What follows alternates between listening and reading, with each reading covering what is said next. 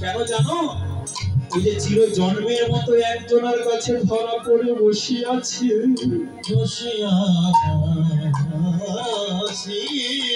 কে সেই বিশাখা? কে কে জানো? আমাদের বিশ্বভানু নন্দিনী রাধা ঠাকুরকে।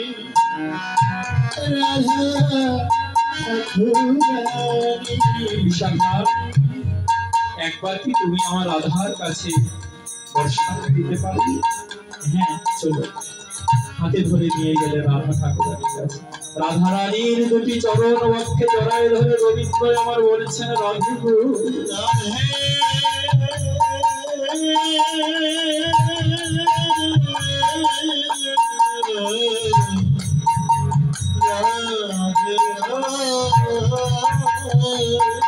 আমি শুনেছি তুমি ওই মানুষটাকে চির জন্মের মতন ধরে রেখেছো। চির জন্মের মতো তোমার কাছে চাই না রাধে গো,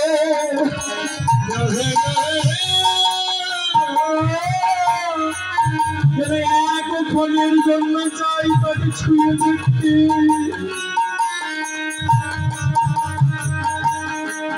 শ্রীমতী রাধারানী ঠাকুরানী বলেছেন, গোবিন্দ ওই মানুষটাকে তুমি তো ধরতে পারবে না, ধরতে পারবে না। কেন জানো? ওই মানুষটা হচ্ছে বিষয় তত্ত্ব, আর তুমিও হচ্ছে সব বিষয় তত্ত্ব। বিষয় তত্ত্ব হয়ে বিষয় তত্ত্বকে কোনোদিনও ধরা যায় না।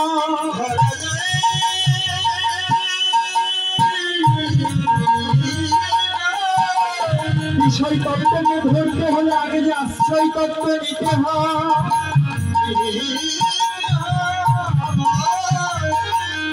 আশ্রয় করিয়া ভজে তারে কৃষ্ণ নাহিতা যে আর জীব পরে অকার। কোন শাস্ত্রে দেখাতে পারেন না যে সদ্গুরু চরণ আশ্রয় ব্যতীত কেউ ভগবানকে পেয়েছে।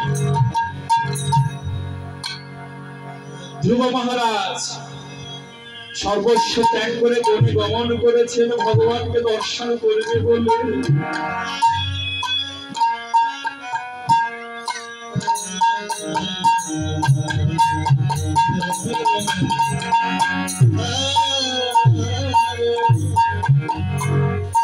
ভগবানের মন পাচ্ছেন ধ্রুবকে দর্শন দিবে, কেউ পারছে না। কেন?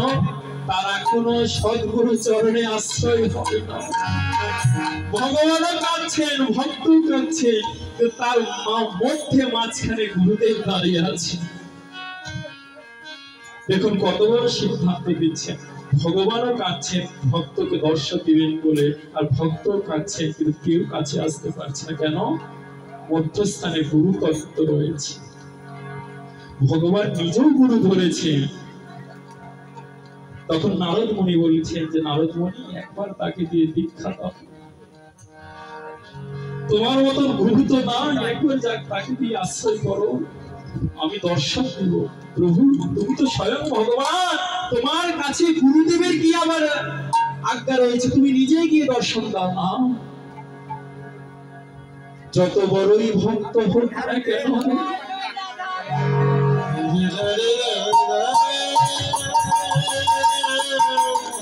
সেই ভক্ত যদি সদ্গুরু চরণ আশ্রয় না করে, আমি তাকে কোনোদিনও কৃপা করি না।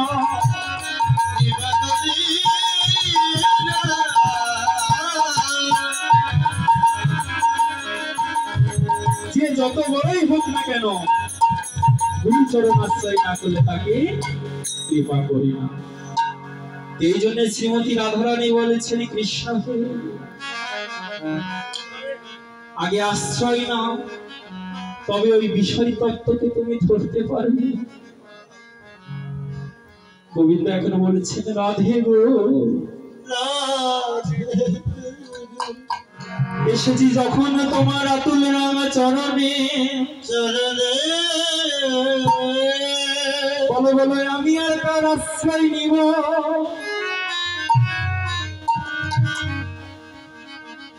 ভাসিয়ে দাও তোমার প্রেম কান্তি দিয়ে,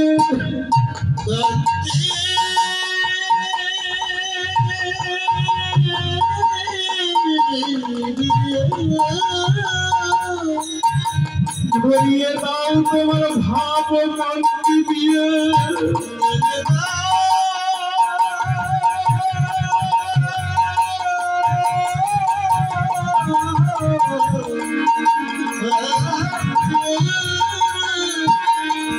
তোমার ভাবে ভাবিত হয়ে তোমার প্রেমে প্রেরিত হই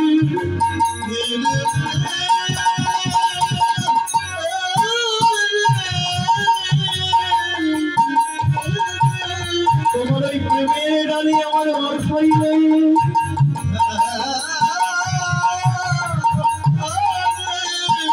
ওই নদীয়ার ঘরে ঘরে গিয়ে আমি কেঁদে কেঁদে বেড়াই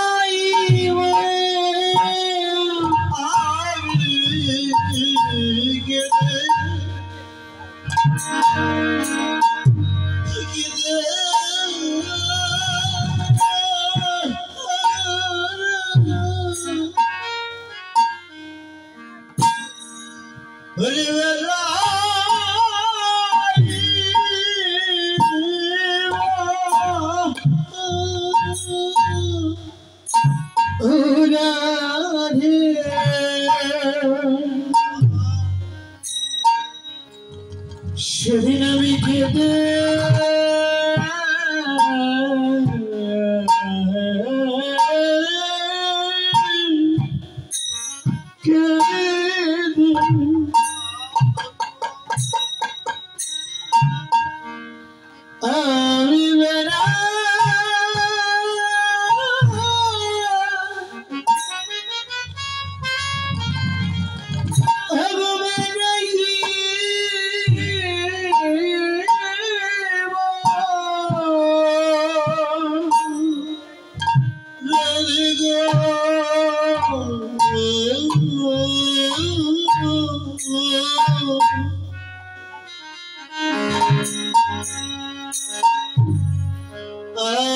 আমি সেদিন কেঁদে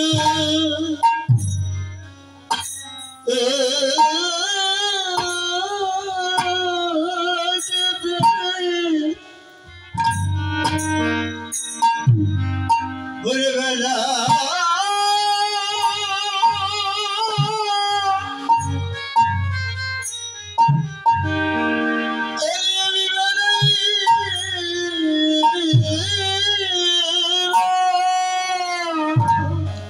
তোমার প্রেমের ডালি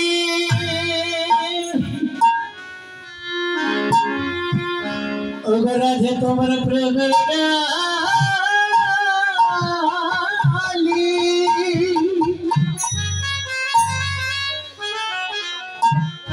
ও ডালি মাথা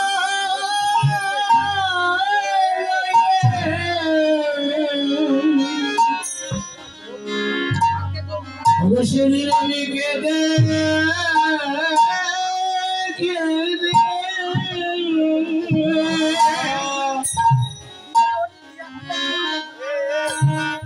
কেঁদে বেড়া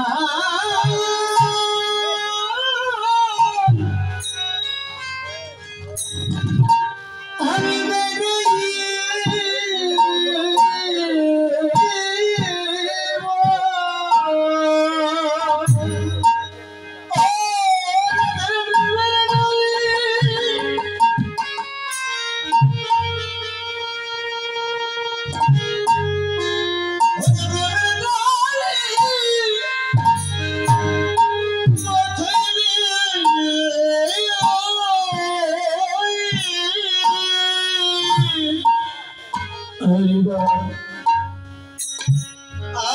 আমি সেদিন কেঁদে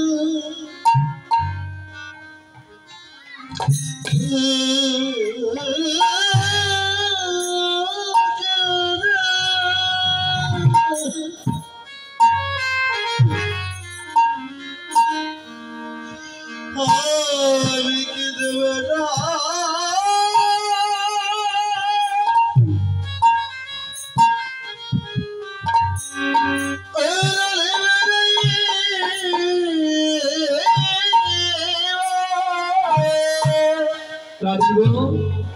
সেদিন আমি একা কাঁদবো না কি কাঁদবো জানো? আমি কেঁদে যাব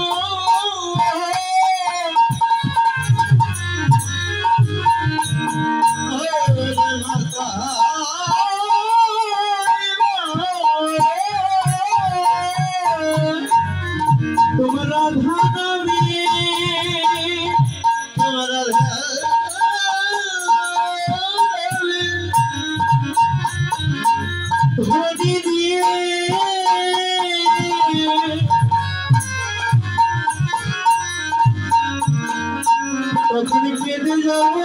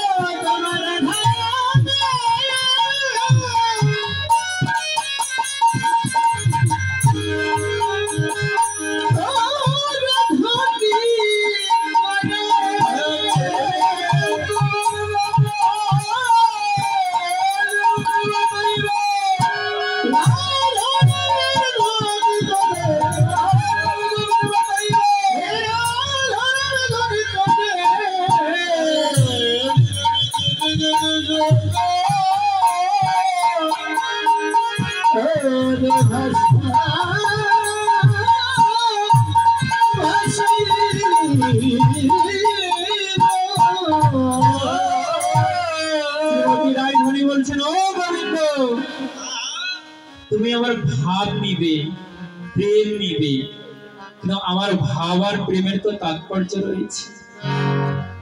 এই প্রেম ভাব যার হৃদয়ে একবার সংক্রামিত হয়,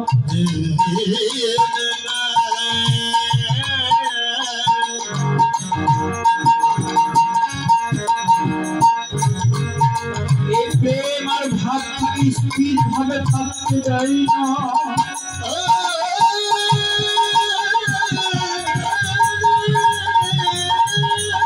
কখনো কাদাই, কখনো হাসা, কখনো তাকে মূর্ছিত করে পবিত্র হয়ে তুমি আমার ভাব আর কান্তি নাও। আমার এই দেহ কান্তি তুমি গ্রহণ করো। কেন জানো? ওই নদীয়ারে পথে যখন তুমি আস্থার প্রেমে পড়িবে, না জানি তোমার সোনার অঙ্কে কতই আঘাত পাবে।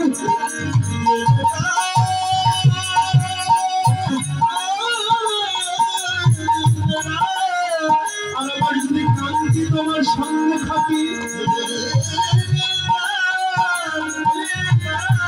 তাহলে সেই প্রথম আঘাত থাকি আমার দেহে আসিবে।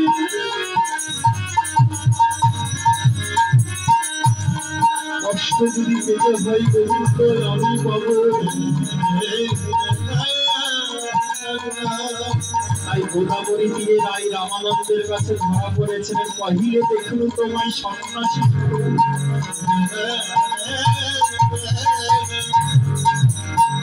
এ মেয়ে কেন দেখি তোমায় সেই গোপন,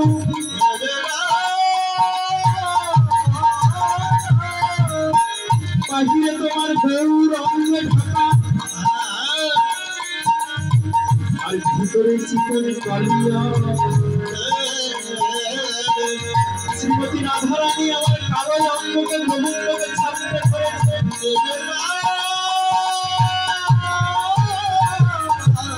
যাতে গোবিন্দের অঙ্গে কোনো আঘাত না পায়, গোবিন্দ যেন কোনো কষ্ট না পায়। প্রেমের সেবা দেখুন, প্রেম কাকে বলে? প্রেম দিয়ে সুখ পায়, প্রেম সেবা করে সুখ পায়, সেবা নিয়ে নয়। ভগবানের কাছে আমরা কি চাই? ভগবান এটা দাও, এটা দাও, সেটা দাও। উপচেচিয়া থেকে কি বড় একটা সরার দই আনলাম, এনে গোবিন্দকে ভালো করে খাওয়ালাম। গোবিন্দ বাহ, অনেকদিন পরে গরমের মধ্যে গ্রীষ্মকালে দই খাওয়া অমন্দ নয়, তাই না? শরীরটা ঠান্ডা থাকবে। ভগবানের দইটা দিয়ে খেয়ে নিয়েছেন। এখন দই খাওয়ার পর ভগবানের কাছে বড় একটা লিস্টি ধরেছে ভক্ত, হে গোবিন্দ, আমি তোমাকে দই খাওয়ালাম, এখন আমার মনে বাচ্চা পূর্ণ করো। কি? আমার ছেলের চাকরি দিয়ে দাও, আমার মেয়ের বিয়ে দিয়ে দাও, আমার মাজার ব্যথা, কোমরের ব্যথা, আমার বাবা যাচ্ছে না, ওটা ওটা।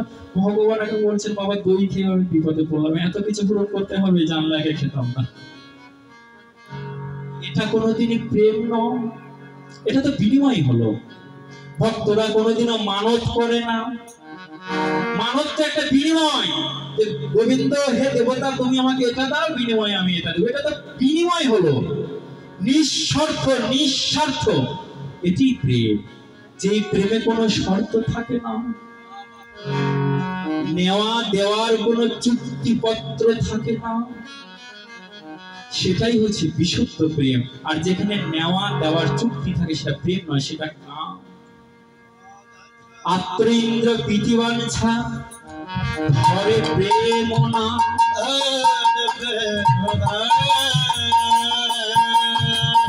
ইন্দ্র প্রীতিবাঞ্ছা ধরে কামনা।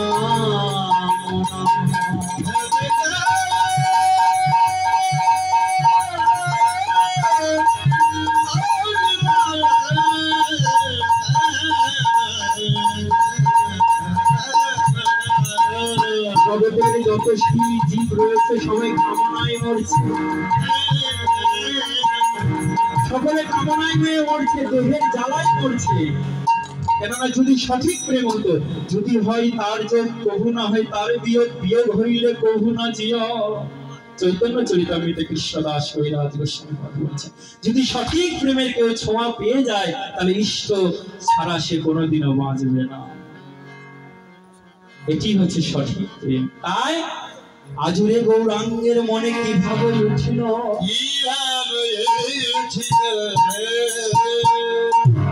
বলি বলি বলি সবনে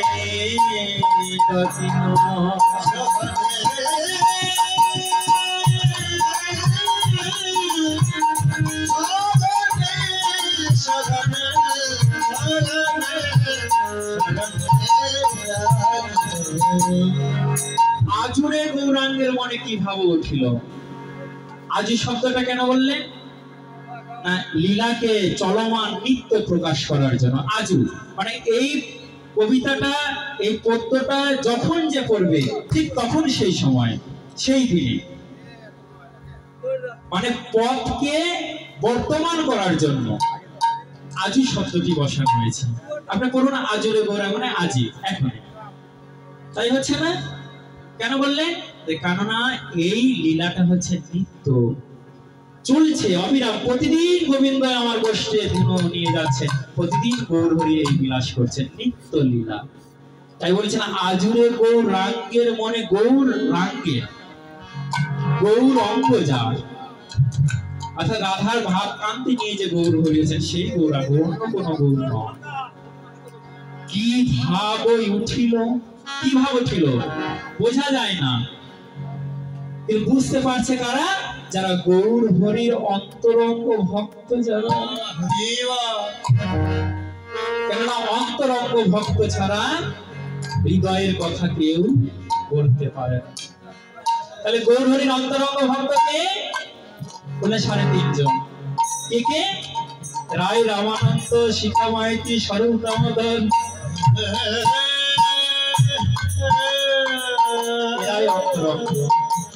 বাহ্য ভক্ত লইয়া করে হরিনাম সংকীর্তন, আর অন্তরঙ্গ ভক্ত লইয়া করে প্রেম আস্বাদন।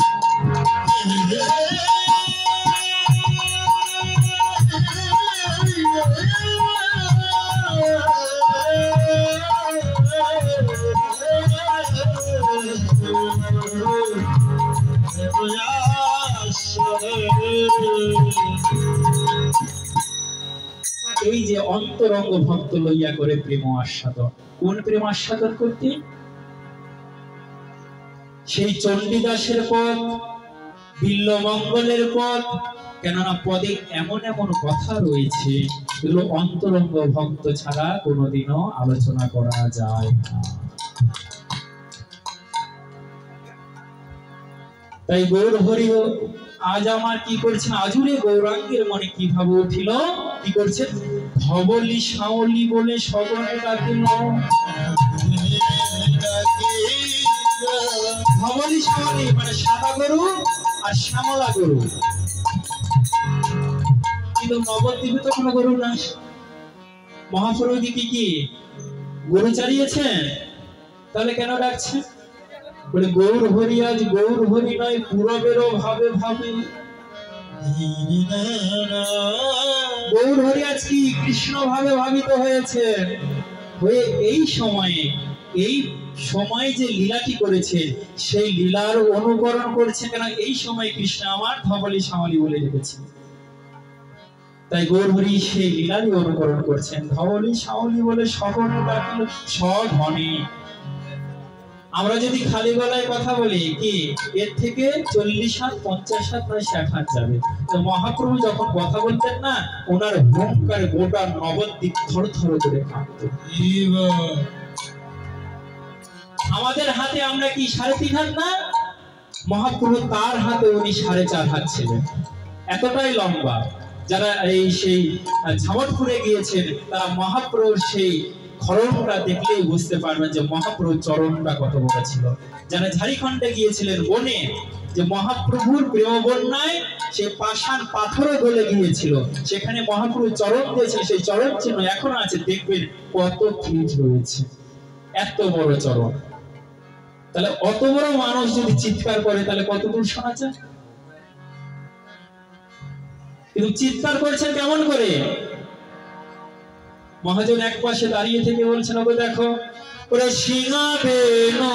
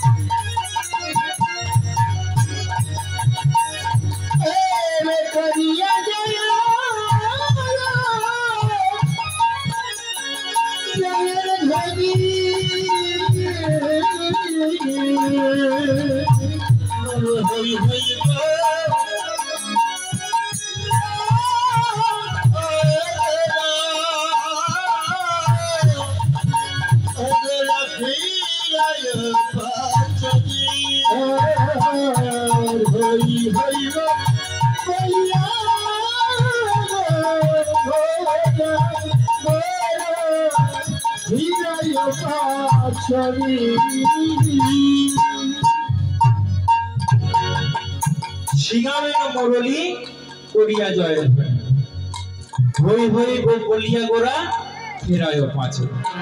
সিংহা, বেনু আর মুরলী, ভগবানের কয়টি বাঁশি আছে মা? 3টি। কি কি? সিংহা, বেনু আর মুরলী। এখন বাঁশির সাইজ অনুযায়ী নাম দিয়েছেন। সিংহা কি না 8 হাত লম্বা হবে, তাকে বলা হয় সিংহা, সবচেয়ে ছোট বাঁশি। বেনু কি না 12 হাত লম্বা হবে, 12 আঙ্গুল লম্বা হবে, তার নাম কি? বেনু। আর মুরলী কি এখন 16 আঙ্গুল লম্বা হবে, সবচাইতে বড় বাঁশি, সবচাইতে বড় বাঁশি। এই সিংহা, বেনু, মুরলী 3টি আঙ্গুল, 12 আঙ্গুল। কিন্তু এই গোষ্ঠ প্রকরণে 3টি বাঁশি একসঙ্গে বাজাচ্ছে। কিন্তু গৌরহরির তো শোনা যায় না যে গৌরহরি বাঁশি বাজিয়েছেন। এমনটি কি কোনো শোনা যায় যে গৌরহরি বাঁশি নিয়ে খেলা করেছে? খেলা করেনি। তাহলে এখানে বলছে যে কেন বাঁশি? কীর্তন অনেক শুনেছেন, কীর্তনে পদ গিয়ে চলে যায়, কিন্তু এগুলো কথা বলে না। কেন বলে না? পদ আস্বাদন করতে এসেছেন, পদের বাইরে কোনো কথা নয়, পদটাকে আস্বাদন করতে হবে। এই পদের ভিতরে অনেক কিছু নিহিত রয়েছে, যদি পদটাকে সঠিকভাবে পরিবেশন করা যায়।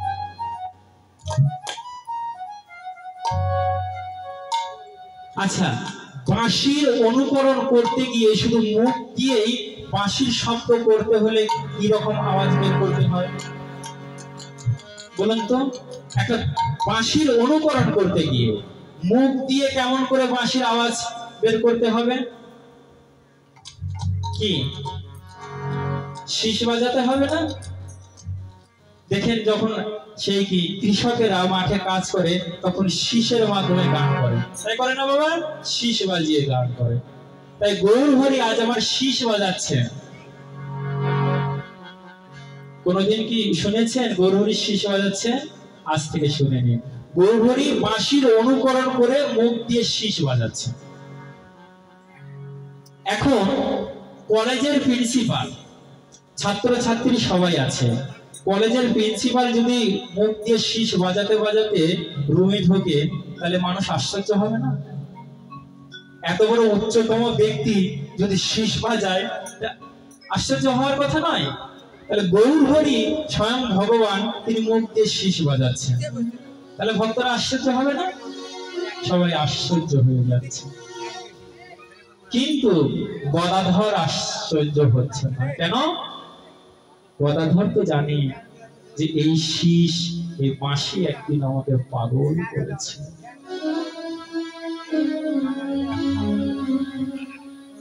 আঞ্চলিক ভাষায় একটি কথা আছে, কয়লা যায় না ধুলে আর স্বভাব যায় না মূলে। সারা জীবন বাঁশি বাজিয়েছে বৃন্দাবনে, সেই স্বভাবটা কি আর ছাড়া যায়? মানুষের কোটি কোটি জন্মের স্বভাব দোষ থেকে থাকে, আর ভগবানের তো কেবল এক জন্ম, তাপর যুগ লীলা শেষ করে কলিযুগে এসেছে। তাহলে তাপর যুগে সেই স্বভাব কি ছাড়া যায়?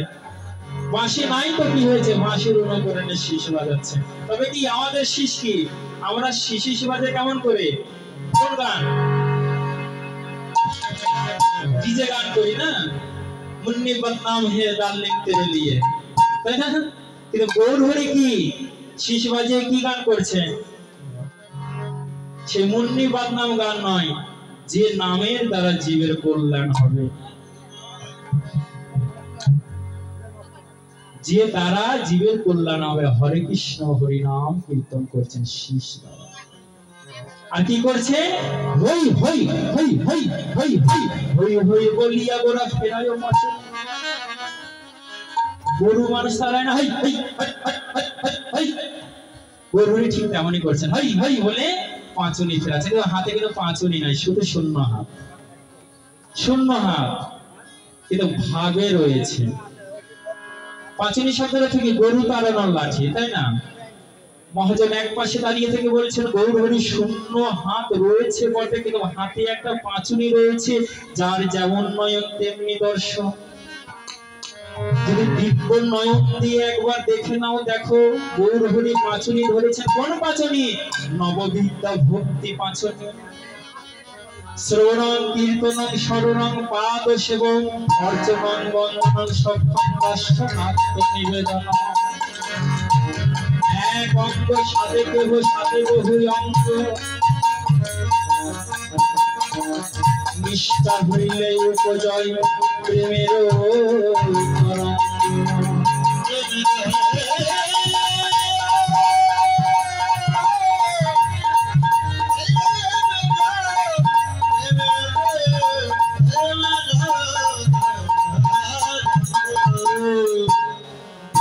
ভক্তি শ্রবণ। এই যে আপনারা শ্রবণ করছেন, এখানে আসলে একটা ভক্তির অঙ্গ কিন্তু যাজন হচ্ছে। শ্রবণটা কি? অনেকে বলে না শুধু হরি নাম শ্রবণ করতে হবে, হরে কৃষ্ণ এটাই শ্রবণ করতে হবে। আর কিছু নয়। কিন্তু শ্রবণ করতে কি বলেছেন? নাম, রূপ, গুণ, লীলা, এই চারটি শ্রবণ করতে হবে। নাম, রূপ, গুণ, লীলা, এই চারটি শ্রবণ আমাদের। কেউ যদি বলে না না ওই কীর্তন শোনা যাবে না, ওইটা শোনা যাবে না, লীলা শোনা যাবে না, বলছে তারা ধর্মের ধটাও জানে না। শ্রবণ কি? হরিকথা, কৃষ্ণ কথা, সম্পূর্ণ এগুলো সম্পূর্ণই শ্রবণ। তবে কি? শুদ্ধ মুখে শ্রবণ করতে হবে, সাধু মুখে হরি কথা। এখন যদি কেউ প্রশ্ন করে, বাবা হরি কথা তো এটা সাধু আর অসাধু কি? শুনলেই তো মঙ্গল হবে, শ্রবণে বড় হয় হিত। তাই আমরা শুনি না, শ্রবণ মঙ্গল প্রদতি মতো অর্থ বিচারে নয়, এটাও তো বলা হয়েছে। শ্রবণ করতে থাকুন, কোনো বিচার করবেন না, কল্যাণ হবে। বলছে যে বাবা দুধ বড় পুষ্টিকর, কিন্তু দুধে যদি কোনো সর্পের মুখ কর্ষিত হয় তবে ওই দুধ বিষে পরিণত হয়ে যায়। তাই হরি কথা, কৃষ্ণ কথায় অমৃতময়, কিন্তু কোন অবৈষ্ণবের মুখ থেকে যদি নির্গত হয় তাহলে হিতের বিপরীত হয়। একই হরি কথা, একই কৃষ্ণ কথা শুনে কেউ ভক্ত হচ্ছে, কেউ আবার কি ভ্রষ্টিত হয়ে যাচ্ছে। কেন? ওই যে কৃষ্ণ 16,108টি বিয়ে করেছে, আমরা করলে দোষ কি? ওই বেটা কীর্তন থেকে নেমে এসে বিয়ে করছে। কৃষ্ণ গোপীদের বসন চুরি করেছে, ক্ষীর চুরি করেছে, নবনী চুরি করেছে, আমরা করলে দোষ কি? ওকে চুরি করছে, মানে ভ্রষ্টিত হয়ে যাচ্ছে। আরে বাবা, কৃষ্ণ লীলা অনুকরণ নয়, অনুসরণ। কৃষ্ণ কি করলেন সেটি আমাদের দেখতে হবে না, তার ভক্তরা মহাজনের যেই পদ তাহে হব অনুরোধ পূর্বাপর করিয়া বিচার, বিচার করিয়া অনেক অমরস্য আস্বাদনে মধ্যস্থ শ্রীমদ ভাগবত।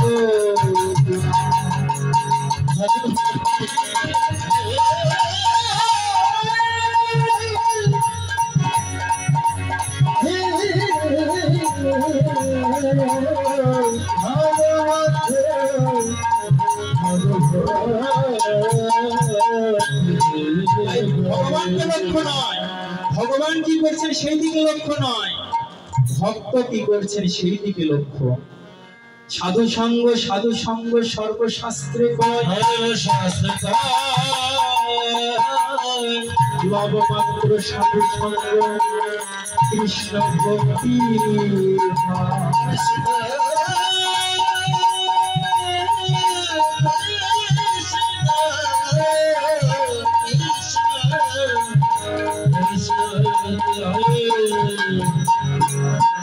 এই জায়গায় তো বলতে পারতেন যে কৃষ্ণ সঙ্গ সর্বশাস্ত্রে কয়, কৃষ্ণ সঙ্গ মাত্র কৃষ্ণ ভক্তি হয়। বললেন না তো। ভগবানের সঙ্গ করতে কিন্তু শাস্ত্র বলেননি, কোন শাস্ত্রে আপনি দেখাতে পারবেন না যে ভগবানের সঙ্গ করতে বলা হয়েছে। কার সঙ্গ বাবা? বৈষ্ণব সঙ্গ, সাধু সঙ্গ। এই সাধুকে সাধুকে সাধু চেনাই তো বড় কঠিন বাবা। জগতে সাধু চিনতে পারি না বলেই তো দেখুন গ্রামে গ্রামে হরিবাসর হচ্ছে, পাড়ায় পাড়ায় ভক্ত সঙ্গ হচ্ছে, সাধু সঙ্গ হচ্ছে, লাউ কোমর কদু সব চলে যাচ্ছে, কিন্তু হৃদয়ে প্রেম অঙ্কুরোদ্গমন হচ্ছে না। কেন হচ্ছে না? বলে যে প্রকৃত সাধু জনার সঙ্গ যে হচ্ছে। মহাজন বলছেন সাধু সঙ্গ করতে হবে না, দর্শনে পবিত্র করো এ তোমার প্রেমভক্তি চন্দ্রিকায় নরোত্তম দাস ঠাকুর। সঙ্গ নয়, সাধু দর্শনে মাত্র পবিত্র হয়ে যায়। চৈতন্য ভাগবত সে তারও উপরে কথা বলেছেন কি, যে গ্রামে ভক্ত অবতর তাহার লক্ষ্য যোজন নিস্তরে।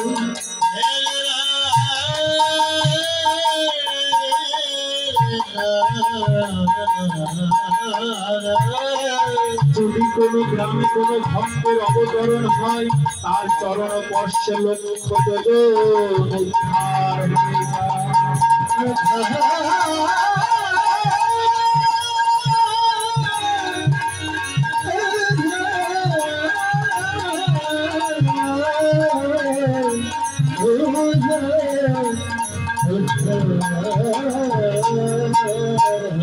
সাধুরা তীর্থ করতে যায় না, সাধুরা তীর্থকে পবিত্র করতে যায়। তীর্থে সাধুরা কেন যায় বাবা জানেন? নিজেকে পবিত্র করতে নয়, ওই তীর্থকে পবিত্র করতে যায়। কেন? এই যে পাপী লোক যে সেখানে স্নান আদি করছে, ধাম করছে, ওই জায়গাটা কি পাপময় হয়ে গেছে। এখন সাধুদের স্পর্শে সেই পাপ খণ্ডিত হয়ে যায়। এই জন্য সাধুরা তীর্থে যায়। তাই সাধু সঙ্গ করতে হবে। এখন যদি বলেন যে বাবা সেই ধরনের সাধু আমরা পাচ্ছি না, কি করব? বলছে কেন? সাধু গ্রন্থ রূপে কথা বলছেন।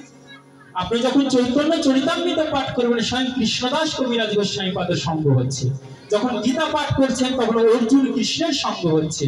যখন ভাগবত পাঠ করছেন তখন সেই পরীক্ষিত সুখদেব মুনির সঙ্গ হচ্ছে। এরাই তো সাধু, এরাই তো সাধু। শাস্ত্র পড়ুন, প্রেম আপনি ভিতরে চলে আসবে। তাই হয় না বাবা? গ্রন্থ পাঠ করবেন, গ্রন্থ ঘিরে রাখবেন, প্রেম একদিন না একদিন আপনার বর্ষিত হবেই হবে। কেননা গ্রন্থ হচ্ছে কৃষ্ণের বাঙ্ময় মূর্তি। ভগবান শ্রীকৃষ্ণ এই যুগে কয়েক রূপে প্রকাশিত, গ্রন্থ রূপে, বিগ্রহ রূপে, পট রূপে, ঘট রূপে, চিত্র রূপে, নাম রূপে এইভাবে প্রকাশিত হয়েছে। তাই গৌর হরি যখন আজ আমার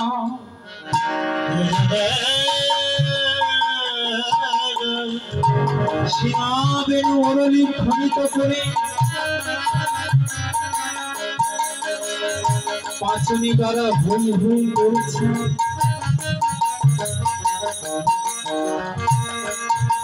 তখন ভগবানের হই হই ধ্বনি শুনে ভক্তরা থাকতে পারে, থাকতে পারবে? আমাদের গৌর হরি আর চিৎকার করছে, আনন্দ করছে, কীর্তন করছে, তাহলে নদিয়ার কোন ভক্ত কি থাকতে পারবে? পারবে না। কেননা সবসময় তো তারা গৌর চাঁদের দিকে চেয়ে আছে, কি করছে না করছে। তখন হই হই ধ্বনি করে শুনে যত ভক্তগণ রয়েছেন সকলে চলে আসছেন। কেমন করে? রামায় সুন্দরানন্দ সঙ্গে নিত্যানন্দ,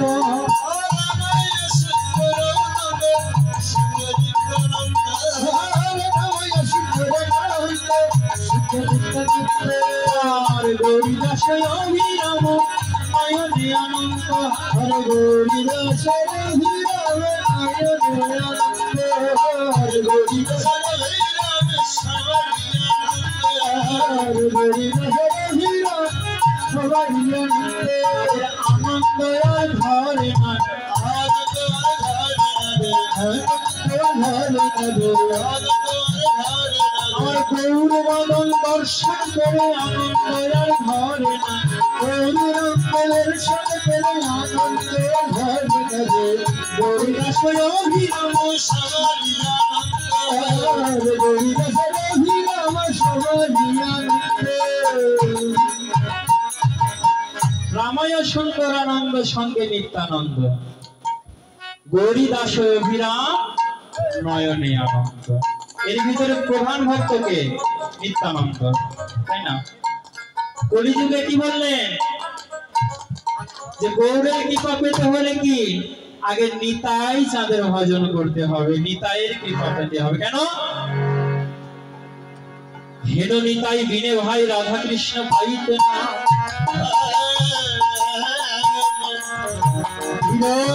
ঘর নিতাইয়ের পা, নিতাইয়ের কৃপা হবে ব্রজে রাধা কৃষ্ণ পাবে,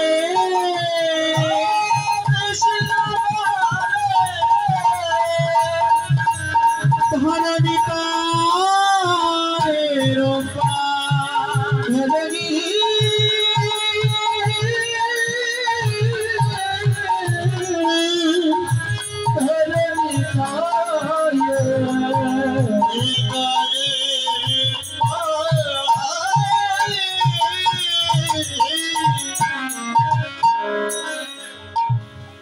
যারা নিতাই চাঁদকে ভজনা করেন না, যারা নিতাই চাঁদের কৃপা অনুকম্পা লাভ করতে পারেন না, বলছেন যে তারা গৌরের কৃপা লাভ করতে পারবেন না।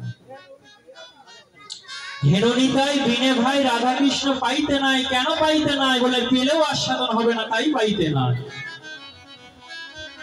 হেন নিতাই বিনে ভাই রাধা কৃষ্ণ পাইতে নাই। কেন পাইতে নাই? বলেন পেলেও আস্বাদন হবে না, তাই পাইতে নাই। যদি নিতাইয়ের কৃপা ব্যতীত কেউ রাধা কৃষ্ণ পেয়ে যায় বলে ওই পাওয়ার কোনো দাম নাই, ওটা না পাওয়ারই সমান। কেন? রাবণ কৃষ্ণকে পেয়েছিল, রামকে পেয়েছিল, কংস কৃষ্ণকে পেয়েছিল, কিন্তু আস্বাদন কি করতে পেরেছে? আস্বাদন করতে পারেনি। প্রেম ছাড়া আস্বাদন করা সম্ভব নয়। তাই প্রেমের মূর্তি হচ্ছেন আমার নিতাই চাঁদ। তাই মহাজনগণ বলছেন, তোরা ভজ নিতাই, ভজ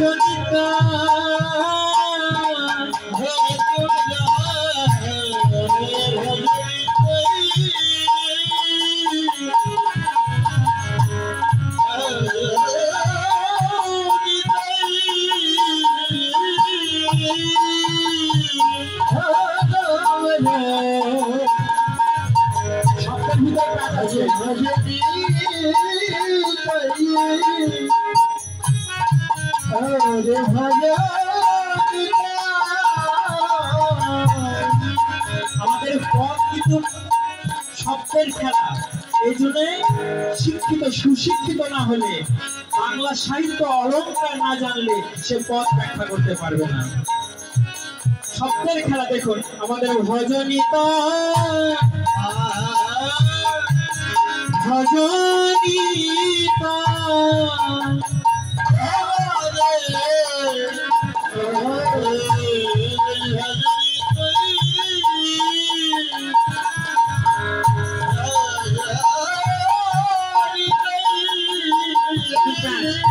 কলির ভজনিতা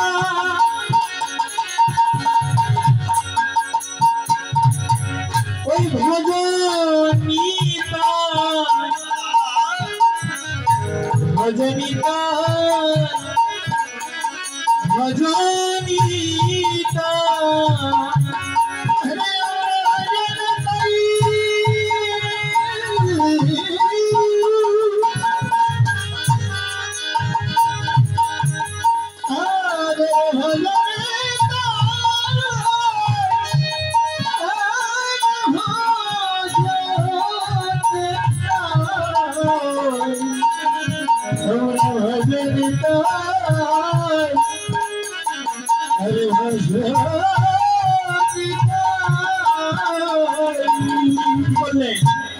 ভজনিতাই ভজনিতাই মানে তোমরা ভজনা করো নিতাই। কেননা এই কলিযুগের ভজনিতাই ভজনিতাই, আমাদের কলিযুগের ভজনটাই তাই। কি বলি? নিতাই ভজা, গৌর ভজা, আমাদের ভজনিতাই ভজনিতা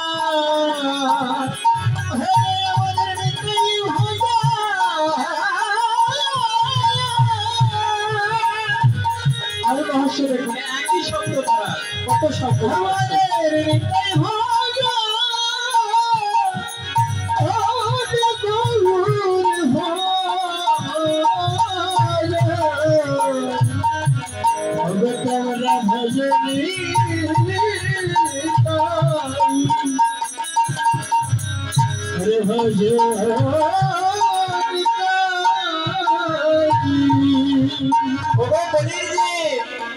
তোমরা ভজনিতা পাউনিতা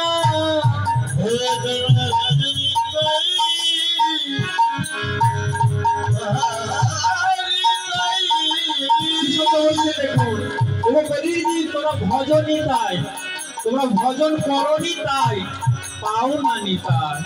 একই শব্দ, এই জন্য পদটা হচ্ছে শব্দ নিয়ে খেলা। তোমরা ভজনিতা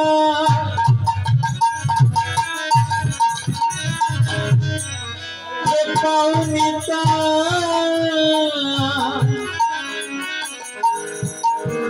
আমাদের ভজনিতা ভজনিতা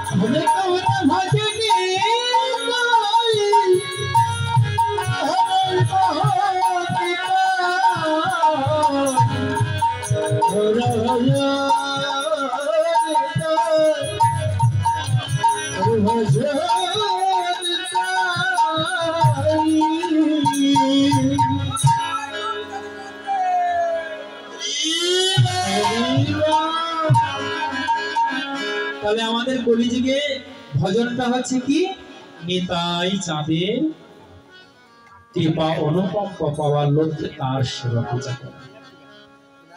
বলছে যে নিতাইয়ের কৃপা হলে অকস্মাৎ আমার গৌর গোবিন্দের কৃপা হয়ে যাবে।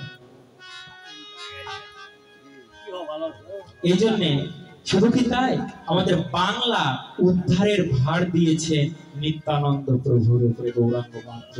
গৌরাঙ্গ মহাপ্রভু যখন বৃন্দাবনে গমন করলেন না, তখন এক এক ভক্তকে এক এক স্থান উদ্ধারের ভার দিয়েছেন। তাই আমরা বাংলার উদ্ধারের ভার দিয়েছিলেন নিত্যানন্দ প্রভুর উপর। তাই আমরা দেখুন আজ সবাই মিলে বাঙালিরা জয় নিতাই বলে, যেন নিতাইয়ের নাম নিলেই প্রিয়ময়। গৌরাঙ্গ মহাপ্রভুর যে নিতাইয়ের কৃপা আরো অধিক। মহাপ্রভু তো চক্রকে আহ্বান করেছিলেন, কিন্তু নিত্যানন্দ পেতে বলছেন মারিলি কলসির কানা সহিবার পারি, সহিবার পারি তোর দুর্গন্ধে আমি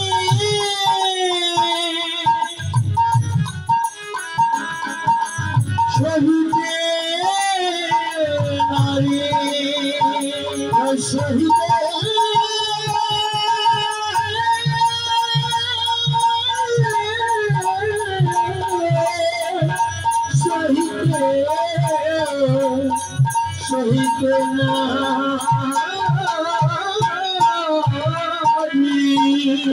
সন্ন্যাস নিয়ে তো চলে গেলেন, সবার জন্য চলে গেলেন, তখন আর এককের থাকলেন না। আর নিত্যানন্দ প্রভুকে বলছেন, দাদা আমি তো সন্ন্যাস নিয়ে চলে যাচ্ছি, জীব সংসার তো আমার দ্বারা উদ্ধার হলো না, এই দায়িত্ব আমি তোমার উপরে দিলাম, তুমি গৃহী হও। আমি তো সন্ন্যাস নিয়ে চলে যাচ্ছি, আমাকে অনুসরণ করবে বাবাজিরা, সন্ন্যাসীরা। গৃহীরা তারা কি করবে? তুমি বিয়ে করো, সন্ন্যাসী হও। নিত্যানন্দ প্রভু দুইটি বিয়ে করলেন, দুইটি বোনকে একসঙ্গে, রোহিণী মাতার জাহ্নবী মাতা। সংসার করলেন, সন্তান হলো। সংসারের মধ্য থেকে কিভাবে ভগবানকে ভজনা করা হয়, ভগবানকে পাওয়া যায়, আমার নিতাই চরিত্র অনুসরণ করলে। অনেকে প্রচার করে থাকেন, কথাটা প্রসঙ্গক্রমে চলে আসলো, তাই অনেকে শাস্ত্র দৃষ্টান্ত দেন। চৈতন্য ভাগবতে উল্লেখ রয়েছে, অমিয় নিমাই চরিত উল্লেখ রয়েছে, নিত্যানন্দ প্রভু নাকি মাছ মাংস খেয়েছেন। শুনেছেন কি? অনেক বাবাজি গোসাইরা প্রচার করেন যে নিত্যানন্দ প্রভু নাকি মাছ মাংস খেয়েছেন। শুনেছেন কি আপনারা? অনেক বাবাজিরা প্রচার করে নিত্যানন্দ নাকি মাছ মাংস খেয়েছেন। হ্যাঁ, চৈতন্য ভাগবত উল্লেখ রয়েছে, অদ্বৈত প্রভু একজন নিত্যানন্দকে প্রভুকে বললেন যে মাছ খাও, মাংস খাও, তুমি আবার কেমন সন্ন্যাসী। অমিয় নিমাই চরিত রয়েছে, এইগুলো গ্রন্থের প্রমাণ দেন। কিন্তু জানি, কিন্তু এখানে কি যে অদ্বৈত প্রভু তর্কাজ ছিলেন, উনি মানে এক শব্দ দ্বারা অন্য শব্দকে প্রকাশ করতেন। তর্জা, যাকে বলা হয় তর্জা জানা মানুষ ছিলেন। ওই মাছ মাংস দিয়ে মাছ মাংস প্রকাশ করেন। মাছ মাংস কি, আমরা যখন জিহ্বাটা উল্টায় দেয়, জিহ্বার পিছন থেকে দেখবেন একটু জল বেরোয়। ধারণা করা হয় ওখানে ত্রিবেণী রয়েছে, গঙ্গা যমুনা সরস্বতী, ওই ত্রিবেণীর মধ্যে জীব আত্মারূপী মাছ খেলা করেছে। এই মাছ আর মাংসটা হচ্ছে কি, এই দন্ত দ্বারা এক ধরনের জল নিঃসারিত হয়, এই জলটাকে মাংস ধরা হয়েছে। কিন্তু যারা মূর্খ, যারা শাস্ত্র বোঝে না, তারা মনে করছে মাছ মাংস মানে এই মাছ মাংস, কিন্তু এটা নয়।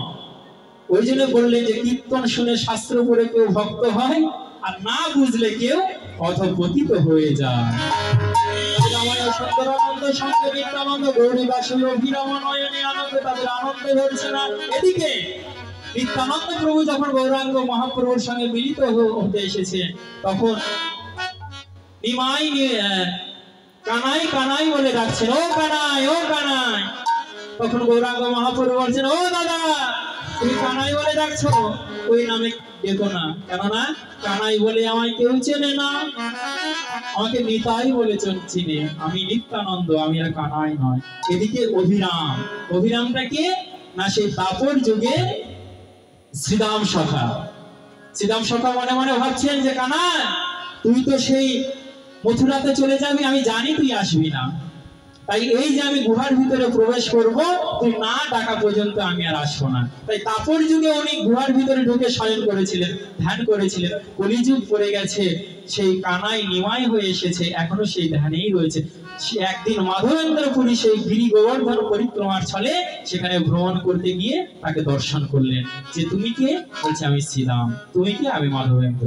তো তুমি এখানে কেন বসে আছো? কেন? ভাই কানাই অপেক্ষা করছি। বলে তোমার ভাই কানাই তো আর কানাই নাই, নদে গিয়ে নিমাই হয়েছে, যদি দেখতে চাও তাহলে নদে যাও।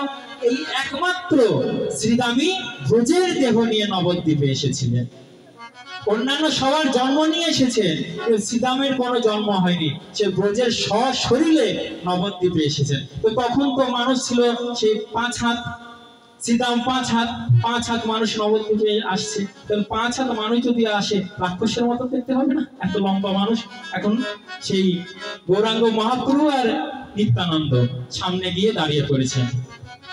শ্রীদাম তুমি এখানে গিয়ে ডাকছে, তোমরা কে? আমায় চিনতে পারছো না? আমি বলরাম। আরে কানাই, তো তোমরা এমন চেহারা কেন? কোথায় চাঁচর কেশ বংশী টংশী এগুলো তো কিচ্ছু নাই তোমাদের। বলছে আমরা সেই বৃন্দাবনে নাই, নবদ্বীপে রয়েছি। কিন্তু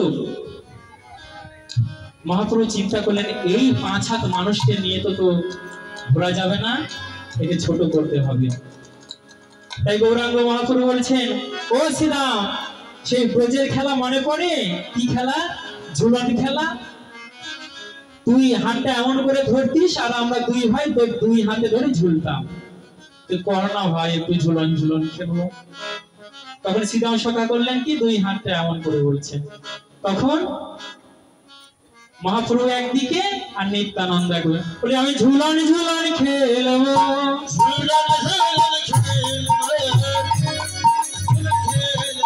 আমি ঝুলন ঝুলন খেলবো, ঝুলন ঝুলন খেলবো, ঝুলন ঝুলন খেলবো। যখনই ঝুলন ঝুলন খেলছে, যখনই ঝুলছে, এমন ভার দিয়েছে শ্রীরাম সখা ছোট হতে হতে হতে 3.5 হাতে আসে। নামটা কি হলো? অভিরাম। এই সেই অভিরাম। আজ থেকে জানবেন যে ব্রজের একমাত্র সশরীরে এসেছিলেন এই অভিরাম। তার জন্মও নাই, তার মা বাবাও নাই। তাই গৌরাঙ্গ মহাপ্রভু রামায় সুন্দরানা সঙ্গে নিত্যানন্দ গৌরীদাস অভিরাম নয়নে আনন্দ। আজ কি করছেন মহাপ্রভু? বাহু তুলি বড় চাঁদ করে জয়ের ধ্বনি, বাহু তুলি বড় চাঁদ করে জয়ের ধ্বনি,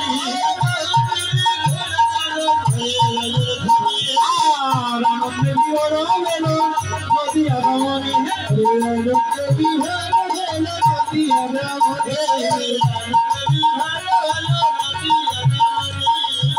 আনন্দে বিহর ভাবসাগরে ডুবে গেল, ভাবসাগরে ডুবে গেল, ভাবসাগরে ডুবে গেল, গৌর তোমার ভোলা বলে ভাবসাগরে ডুবে গেল, আর আনন্দে বিহর গেল নদিয়া রমণী,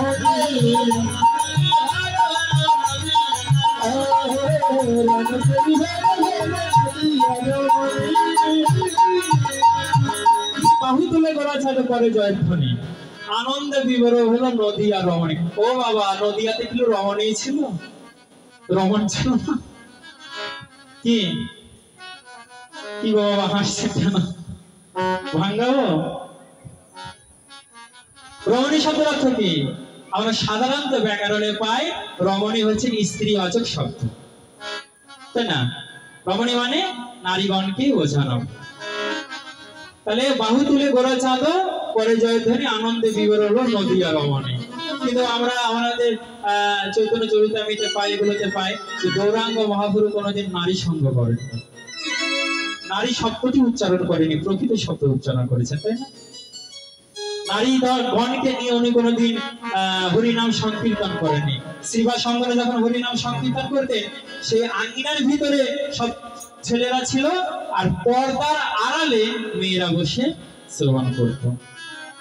তাহলে মহাপুরু নৃত্য করলেন আর নারীরা সবাই দেখছেন, ছেলেরা কি কোথায়? বলে বাবা ওখানে প্যাঁচ রয়েছে। কি রমণী শব্দের অর্থ কি? রময়েতি ইতি রমণী। রমণী রম বলতে ইন্দ্রিয়গণ, ইন্দ্রিয়ের দ্বারা যারা ইন্দ্রাধিপতির সেবা করে তারাই হচ্ছেন রমণী। রূপ গোস্বামী ভক্তি রসামৃত সিন্ধুতে উল্লেখ করেছেন, ঋষিক ঋষিক সেবনে ভক্তি উচ্চতে। যারা ইন্দ্র ধারা ইন্দ্রাধিপতির সেবা করেন তারাই হচ্ছে রমণী। কেন? নয়ন দ্বারা শ্রী গোবিন্দ দর্শন করা, কর্ণ দ্বারা হরিকথা শ্রবণ করা, কদম দ্বারা হরিকথা কীর্তন করা, নাসিকা দ্বারা সেই প্রসাদের ধান আস্বাদন করা।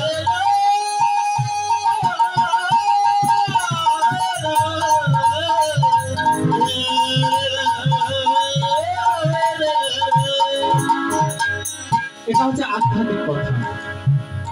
কিন্তু যারা একটু শাস্ত্র পড়েছেন, লেখাপড়া করেছেন, তারা তো আর সচরাচর আধ্যাত্মিক মানবেন না, জগতের দৃষ্টান্ত দিয়ে বোঝাতে হবে। দেখুন, সাধারণত এক লিঙ্গ বিপরীত লিঙ্গের দিকে আকৃষ্ট হয়। কিছু মনে করবেন না, পদ আলোচনা করতে গেলে অনেক সময় অনেক কিছু সম্মুখীন হতে হয়।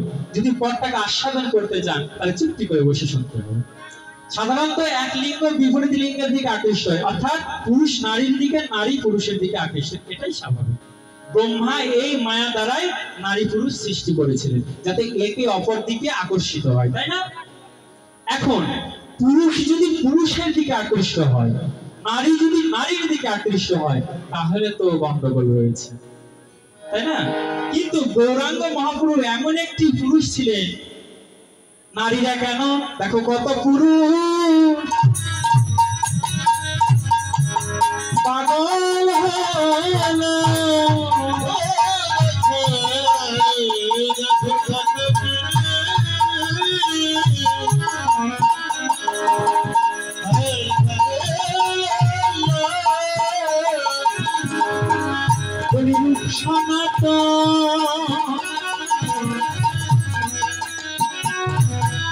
স্বরূপ দামোদর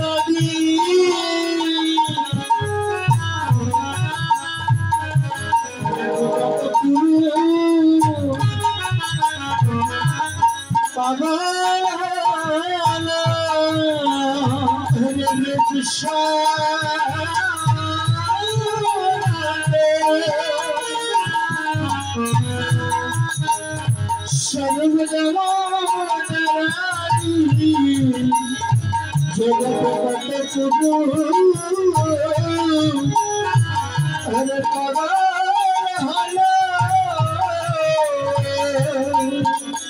নারী পাগল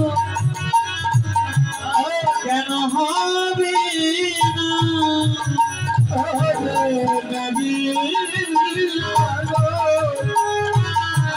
বলো কেন হবে না, ওদের পাগল করা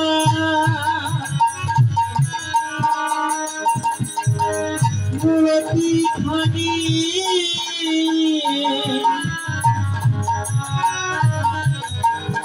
ওই নারী কেন পাগল হবে না, পাগল করা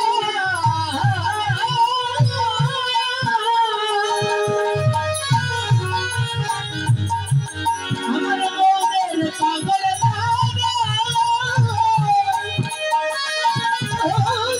মূর্তি খানি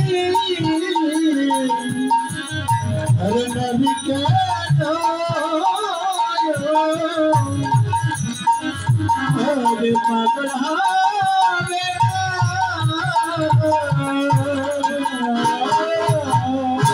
রূপ সনাতন রঘুনাথ ভট্টজি ভূগর্ভ শ্রী বিজয় লোকনাথ তারা তো সবাই পুরুষ ছিল তাই না তারা গৌর প্রেমে পাগল হয়ে একদম গৃহ ছাড়া হয়ে গেল আর নারী তো সাধারণ কথা সুন্দর গৌর হরি এতই রূপ পুরুষেরাই পুরুষকে থেকে পাগল হয়ে গেল আর নারী পাগল হবে না এটা তো সাধারণই কথা জগৎকে বোঝানোর জন্য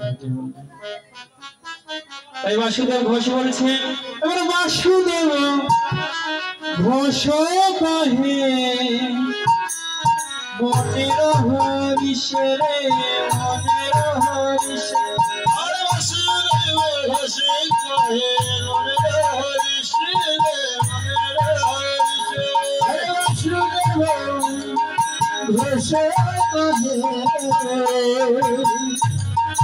মনের হরিষে মনের হরিষে বাসুদেব ঘোষ কহে মনের হরিষে মনের হরিষে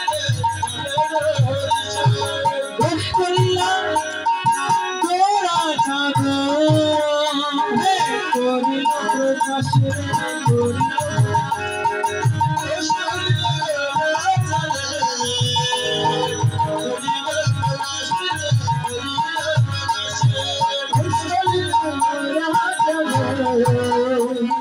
করিল প্রকাশে করিল প্রকাশে প্রকাশে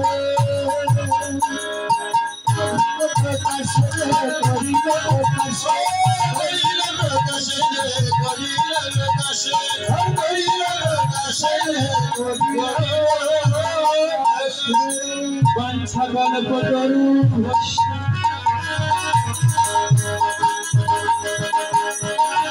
কৃপাশী তুই বচা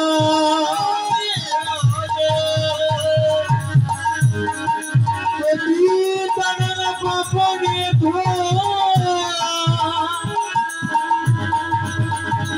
সকল বৈষ্ণবে নমন